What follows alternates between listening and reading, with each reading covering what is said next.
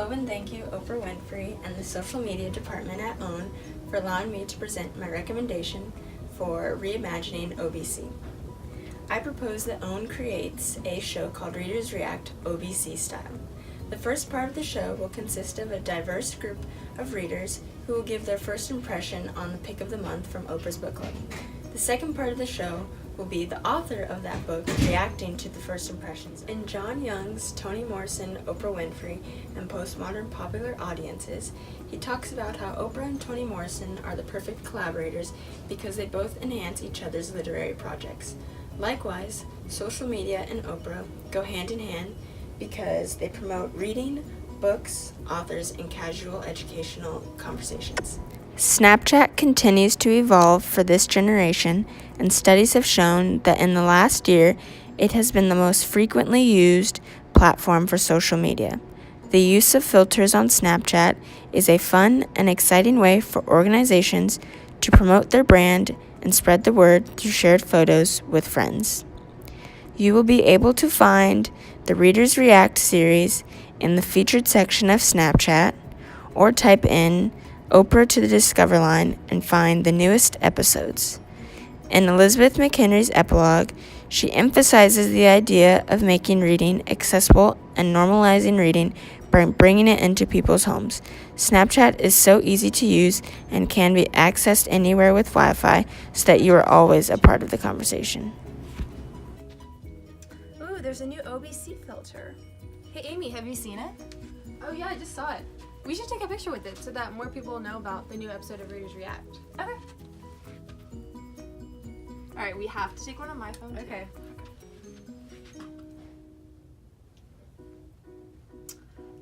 And look, you can find the new episodes on the featured section of Snapchat. Oh my gosh, It's that's like so where cool. the Cosmopolitan and like BuzzFeed comes yeah. in. Mm-hmm. Cool. Awesome. I'm so excited to go watch it.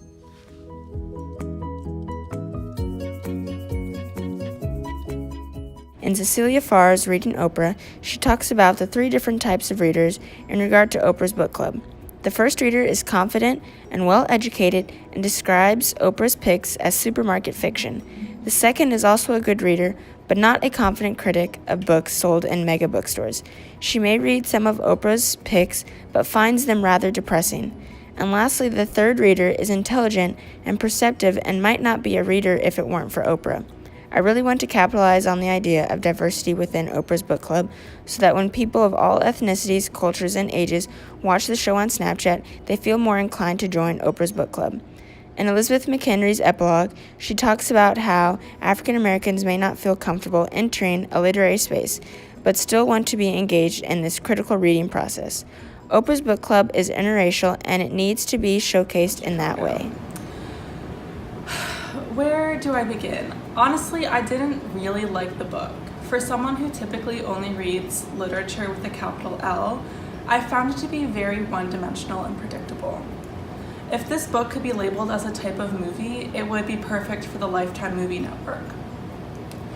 Other than that, I will say that the book does confront the stigma of HIV/AIDS very well and does bring to light the crisis of AIDS in an interesting way. Overall, the book was okay, it just doesn't challenge my brain as much as what I normally read. You know, I respect Lulu's reaction. Not everyone understands my style of writing. I'm glad that she appreciates my effects towards confronting the stigma of HIV and AIDS.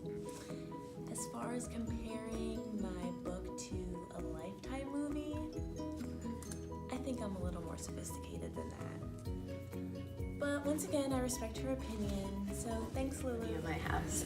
I thoroughly enjoyed this book, but I wouldn't know how to critique it because I read it for what it is.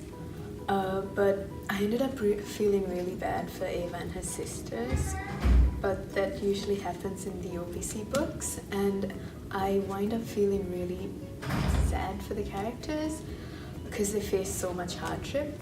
But other than that, I really enjoyed the book and I would recommend it to a friend. Now, this is a valid response. I don't expect a huge reaction from all my readers. You know, a book is a book, and you don't always have to read into it. No pun intended. But this is so great to get feedback from different types of readers to start a conversation. College student. I absolutely love this book. Every month I read one of Oprah's picks. I patiently wait for the next, and I am never disappointed.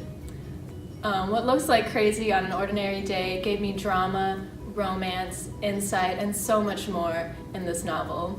Besides the books that I am forced to read in school, the books in OBC are all I read. Before reading What Looks Like Crazy on an Ordinary Day, I was unaware of the stigma around HIV and AIDS. I love how through this wildly entertaining book, I also learned something new that is so prevalent in society. Thank you, Amanda. It truly warms my heart to see how much you enjoyed my book. I understand that being a student is hard, and I thank you so much for taking time out of your busy schedule to read my book.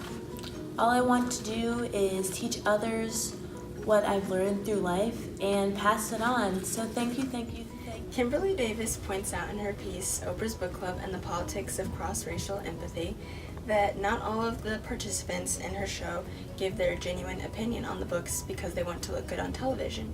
But I believe that in my show it will always be an honest reaction because the author and the readers are not in the same room, so they should feel comfortable enough to give their full statement. In Reading Religiously by Catherine Lofton, she says that Oprah's Book Club is more than just contemporary reading and contemporary women. It connects figures and commentaries that organize spiritual debates. We see in What Looks Like Crazy on an Ordinary Day because it is based off of a personal and passionate response to the AIDS crisis.